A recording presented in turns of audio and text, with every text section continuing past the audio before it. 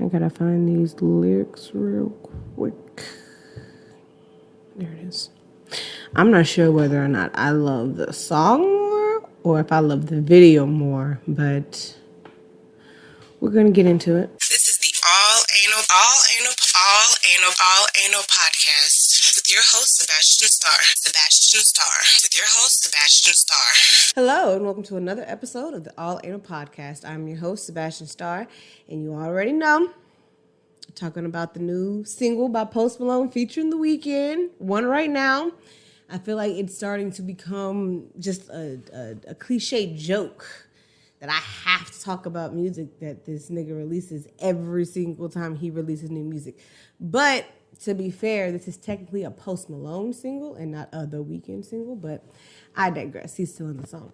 And before we dive into anything, because I want to talk about the lyrics, but I also want to talk about the music video.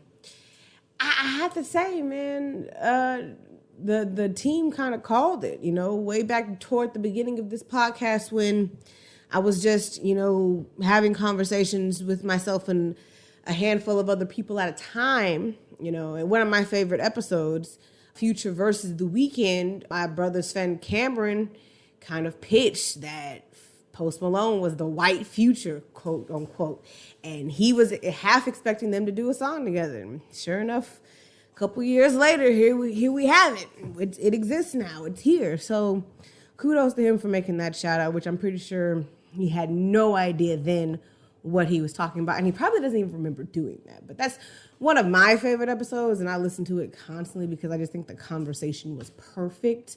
But that particular part stands out to me a lot because it was just the most absurd thing I could have heard anyone say. And now Post Malone and TheWeeknd have a song together. But I digress. And this song, I'm not going to hold you. I don't love it. It's not like a song that gives me this wave of euphoria, this orgasmic sensation, this stimulating feeling of just satisfaction. But I also don't hate it. Like, I don't hear it and go, ugh, what the fuck is this? Like, I don't absolutely hate it, but I don't 100% love it. It's a cool song, which is kind of sort of smack dab in the middle. Like, it's catchy, yes, but it leans more toward the Post Malone side versus TheWeeknd side. And maybe that's really what it is, because Post Malone is known for making that kind of music nowadays anyway. So that makes sense, which is probably another reason why I don't hate it, because I don't hate Post Malone. I think Post Malone is a good artist. He's very lyrical. He's very sensual. He's very in tune with himself. And of course, I love TheWeeknd, so there's no brainer there. So the two of them getting together, it wasn't ideal. It is like, that could probably work. And apparently it does. I mean, the song seems pretty popular. I've heard it on the radio a couple of times, which blows me because I didn't think people pay attention to Post Malone like that. But again, I digress. So look, it's a cool little song. Not one of my all-time favorites, but I am extremely, I'm going to say, fascinated with this music video. But let's talk about the lyrics first. So it comes in with the chorus really, really strong, by the way. Very, very aggressive intro to a song. You said you love me, but I don't care. That I broke my hand on the same wall that you told me that he fucked you on. That's a lot. That right there is a lot. So let's backtrack for a hot second. I broke my hand on the same wall that you told me that he fucked you on. That's a lot. And that's really, really, really fucked up. And I heard that. Well, let me rephrase. I heard the song and I was like, the song is cool. I watched the video and the video had the lyric captions on the bottom. And I read that. I said, oh my God. And not to mention what was going on in the video at that time. But we'll get into that in a second. But that just fucked me up. To put it bluntly, that's really fucked up.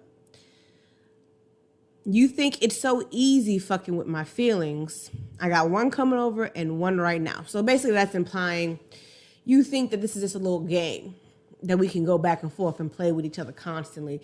You fuck with me a little bit. I cry, boo-hoo, get over myself. But no, I'm not putting up with your bullshit no more. I'm not dealing with the drama. I'm not dealing with my feelings always being hurt. If I'm going to fuck around with a bitch, it might as well be somebody that I actually want to fuck around with, you know? In other words, you're replaceable. So get over yourself. Post Malone has the first verse. Said you want to have my babies. I fucked you so good, you should pay me. Don't call me baby when you did me so wrong. But I got over what you did already. Body for a body, so petty. How many of your friends fit in my roles? Bought you a new face, you should call me dad. Baby Hermes, but you dropped the bag. Baby, truth is, maybe one's just not enough. Now, let's evaluate the second half of his verse. How many of your friends fit in my roles? He's referring to his Rolls Royce, as in how many of the people that you would consider to be your A1, your team, your homies, how many of them have been driving around with me in my car?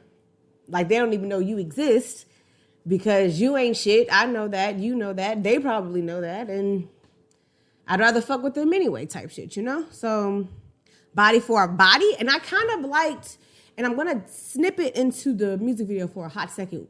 So the theme of the video was like mob bosses, drug lords. TheWeeknd is one, Post Malone is another.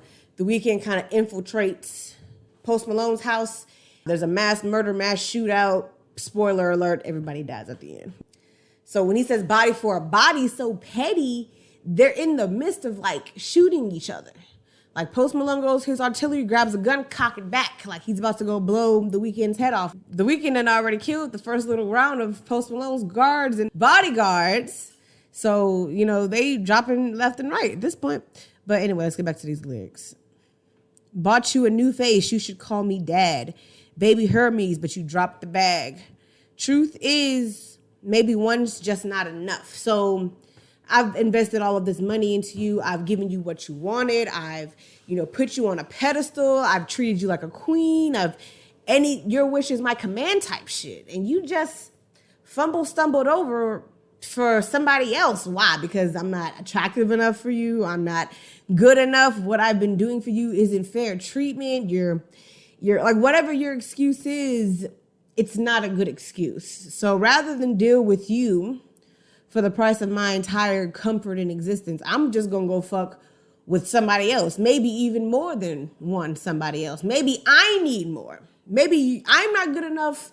Maybe you're not good enough for me. Maybe my standards are too low. Maybe I need to bump it up and try to find somebody who can actually treat me the way that I deserve to be treated.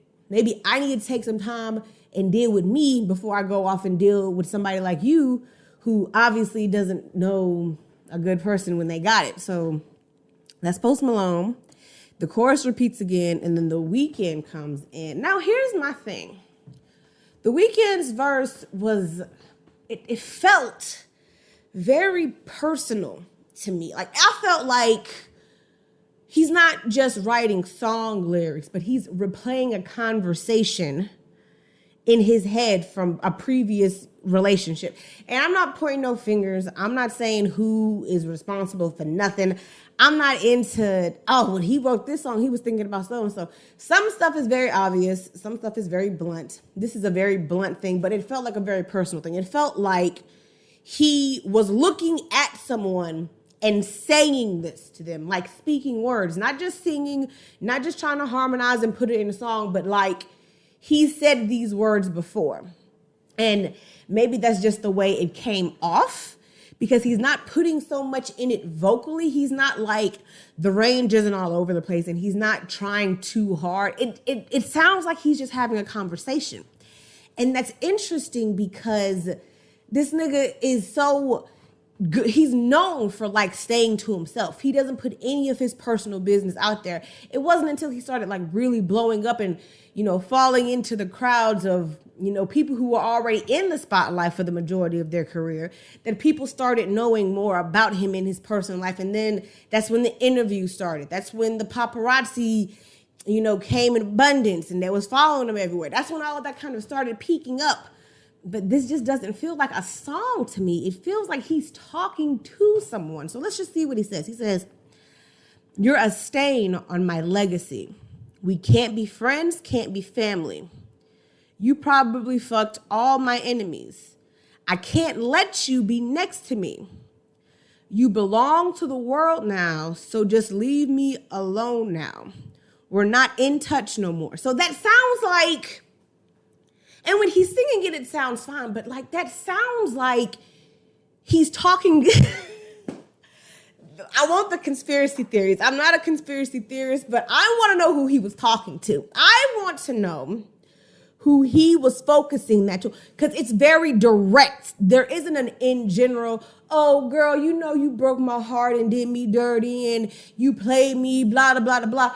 No, I'm talking to you. You and we're done. I'm cutting you off completely. I don't want to be in the same vicinity as you. I don't want your number in my phone. I don't want my number in your phone. You ain't talking to none of my homies no more. You ain't coming around none of my family no more. And he's not giving you a reason like Post Malone kind of does. He's not giving you an explanation. He's just saying to you, we're done. The only thing he says is you're a stain on my legacy, which is like you've done not anything, not so much. Not only have you done stuff to me personally, but you're affecting my reputation. You're having everyone else look at me sideways or funny because you want to act up and you want to be goofy and you want to be silly and you want to do all this dumb shit. No, you fucking with my reputation now. Now my career is at stake. My life is at stake. My lifestyle. I'm done with you. And the crazy thing about the Weeknd's verse is it doesn't sound like his usual, I'm going to sleep with 4 or 5 different women, you know, go to all these parties, get blacked out, drunk and high until I forget about you, because that's usually what he's playing at. So when I say that to say this, Post Malone is saying, you know, maybe one's not enough, as in he's the one going out with all of these different women and all of these different parties to kind of get over, use those women as an escapism. As I've mentioned before, The Weeknd's not doing that. He's just saying, fuck you, I'm over it. Like, I'm done with you, point blank, period. There is no escapism. I don't have to do anything to make me forget about you. I'm just done with you completely. And that's outside the norm for him. That's different from what we're used to hearing. We're used to hearing The Weeknd spill about, you know, how hurt and devastated he is from whatever girl's done him dirty and how he's using these other women to kind of fall back on to help him forget. And this is a completely different scenario than what we're used to seeing. And I just think that's a little bit interesting. I digress. That was One Right Now by Post Malone featuring The Weeknd. Thanks for tuning in. Thanks for sticking around. Thanks for listening. I always appreciate it. And until next time, I will speak to you all later. Thank you for listening. Thank you for listening. Thank you for listening to the All Anal Podcast with your host, Sebastian Starr.